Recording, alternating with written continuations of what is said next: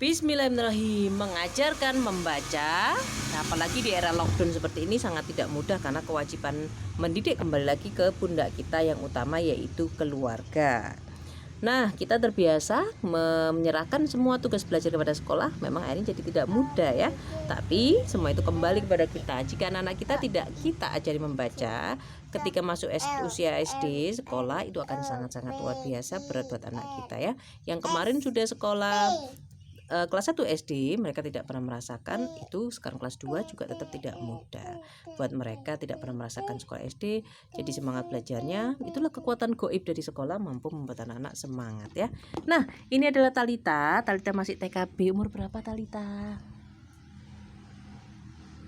Umur 1 tahun, 2 tahun, 6 tahun. umur 6 tahun. Nah, Talita baru hari ini datang untuk belajar. Nah, yang pertama dilakukan adalah kita harus mengenali dulu ya.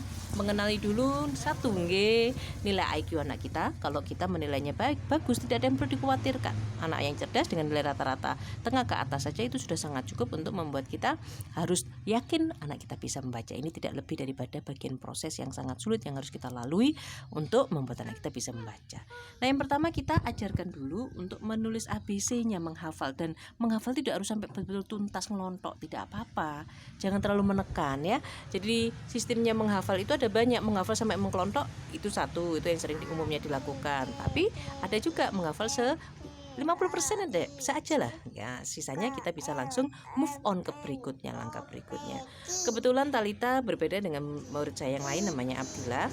Nah, ini juga baru datang hari ini, kita masih belum adaptasi. Kita juga mau ada rencana mau memperdalam dan mempercepat proses adaptasi. Kalau di tempat saya itu ada kegiatan bersama di luar untuk membangun segera kepercayaan, karena trust itu adalah landasan ya, rasa hormat dan sebagainya.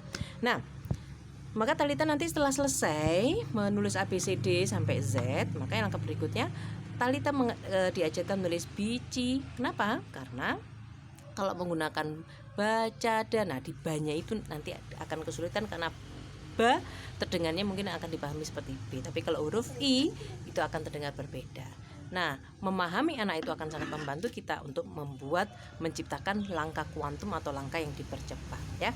Nah, mengajarkan huruf itu paling bagus dengan bunyi. Talita sudah sampai apa? Sampai S. Terus mana lagi? K L M N O P Q R S T U. Betul. Talita masih ingat gimana T? T itu garis tegak, kemudian garis tidur di atas. Kebetulan Talita lebih mengenal huruf besar, kita ikuti saja. Kemudian R S T U V, R S T U V, U. Setelah T gimana U itu? U itu turun ke bawah, melengkung, kemudian naik ke atas. Iya, ada semut, ada banyak semut. Semut ciptaan Allah sama seperti kita, jadi tidak apa-apa. Betul. R S T U V. Terus kalau V gimana? V itu hampir seperti U, cuman dia tidak melengkung Talita. Garis miring ke bawah, kemudian garis miring ke atas. Coba lihat, ini bagian bawahnya runcing tajam, tidak seperti U yang melengkung. Kita membantu anak kita untuk mengenali bentuk huruf. Dan paling penting adalah, meskipun kita sudah mengajarkan begitu, kenapa tidak berhasil? Ruh dari kita ya. Beri kesempatan anak belajar. Setiap anak wal asri, itu adalah konsep dalam hidup kita, membutuhkan waktu. Setiap anak tidak sama, beri mereka ruang untuk menjadi diri mereka sendiri. Sangat sederhana caranya. Kita sering dengar, biarkan aku jadi diriku sendiri. Tapi gimana sebetulnya? Ya, diantaranya seperti ini. Kalau mereka butuh waktu 10 menit, temannya mungkin 3 menit, ya itulah dia. Kita terima dan kita tetap punya fokus pada tujuan kita. Ini harus diperbaiki, tapi beri dia kesempatan untuk jadi diri sendiri pelan-pelan. Bagaimanapun konsepnya adalah kesabaran. Allah as-sabur, bersama orang-orang sabar ya. Nah, itu seringkali tidak dimiliki oleh orang tua. Setelah V apa? R S T U V W. W itu gimana? Ingat?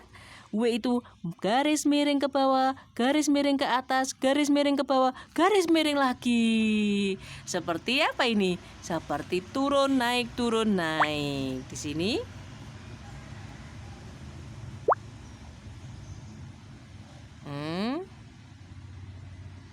Nah, kameranya tidak cukup memorinya ya, karena ini hanya kamera HP. Jadi seperti ini langkah pertama. Nanti insya Allah di video lagi untuk langkah berikutnya. Dimohonkan kita bisa mengambil kembali tanggung jawab utama dalam mendidik anak, yaitu kita, ibu bapaknya.